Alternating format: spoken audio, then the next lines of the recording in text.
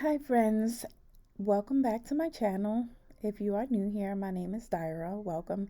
So in today's video, I'm just showing you a client who came in to refresh her hair after I haven't seen her in a little bit. As you can see, I've already shampooed, conditioned, and detangled her hair, and I blow dried the right side already. I'm going to show you how I blow dry the left side. So normally I like to start at the ends and work my way up just to get the hair as straight as possible.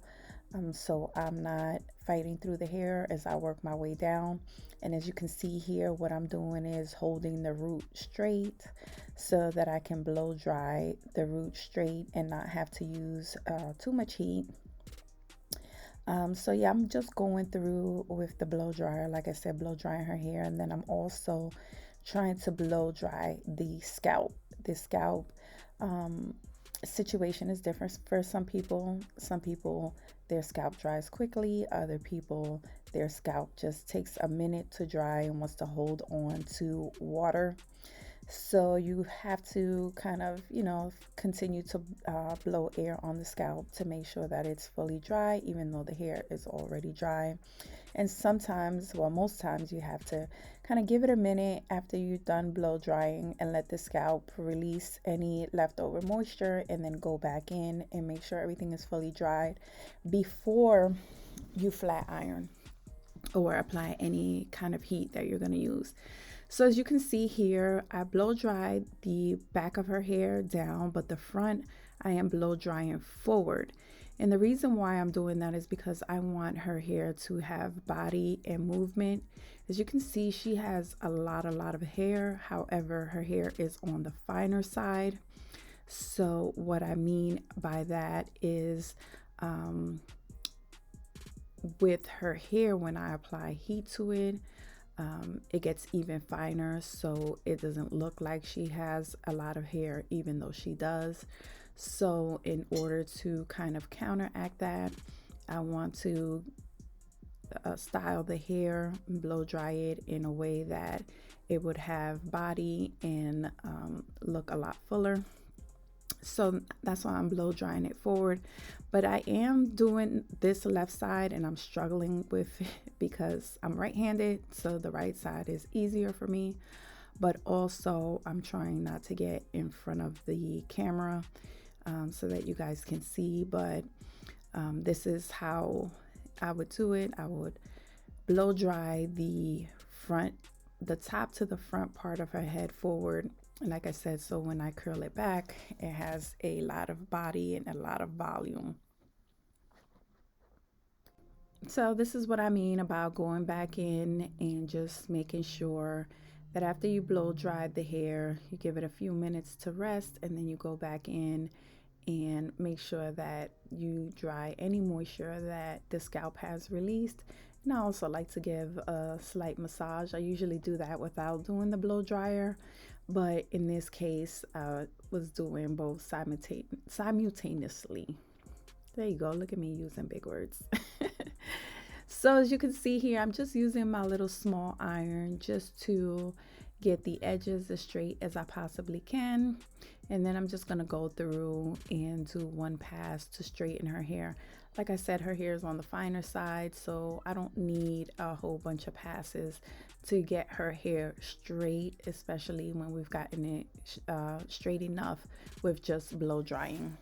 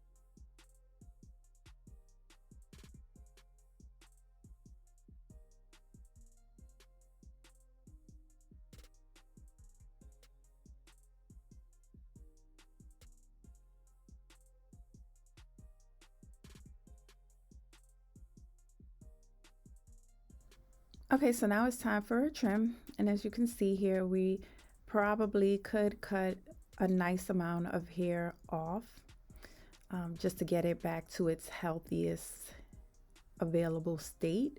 However, we must do what the client is comfortable with. I don't oppose people taking their time with trimming their hair. A lot of people on social media or other stylists get worked up because they're like, no, you need to just cut everything off. But I don't agree with that. I feel like people should go with whatever their comfort level is. I do, however, tell my client that if they don't want to take a lot off to get the hair where it needs to be or where it should be, then they at least have to come in more often. So normally I give the advice of doing trims every 3 months or checking the hair to see if it needs a trim every 3 months, because not everybody does, but it's always good to just do a nice dusting if you feel as though you don't need it, just because you want to keep your hair split and free as possible. So with clients like this that don't take everything off immediately or one shot, I say 6 weeks, around 6 weeks, come in and what happens is we take a little off, your hair grows a little, we take a little off, and you just keep doing that until you get to a point where you've gotten rid of all the ends that need to go. But along with coming in every 6 weeks, you also want to make sure that you're taking care of your hair. You're giving yourself treatments, you're keeping your hair moisturized to avoid any further damage. So yes, getting rid of all the ends that you need to get rid of is always the best course of action. However, if that is not something that you are comfortable with doing all in one shot, then it's definitely doable to take a little off and then just continue to trim your hair frequently until you get to the point where your hair is healthy and full from roots to end. And I don't agree with all stylists being scissor happy. I'm definitely not scissor happy. I really take my time with my trims and make sure that I get as many split ends off possible without removing too much length or cutting off excess hair if my client is not comfortable with it. However, if my client says, listen, take everything you need to take off, I am still going to show them how much I need to take off so they are aware of what it's going to look like when I'm done, and there's no surprises and there's no shock situation going on. I want to make sure that all my clients are aware of the condition of their hair and what I am about to do to their hair, whether it be trimming or treatments or anything like that. I just like to come up with a plan for their future depending on the goals that they wish to reach with their hair. As I'm doing this video, I'm realizing that it may look uneven at the bottom sometimes when I am trimming. I did not trim the hair uneven.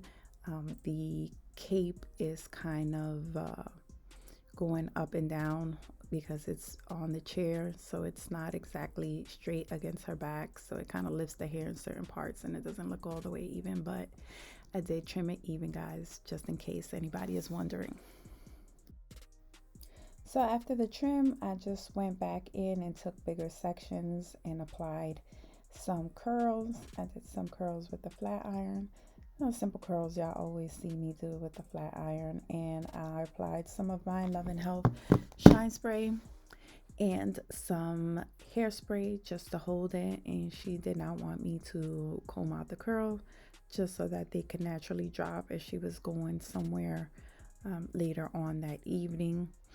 So yeah, that is the finished look, guys. If you have any questions, please make sure to leave them down in the comment section below, and I will most definitely get back to them. Thank you so much for watching, and I'll see you in my next video.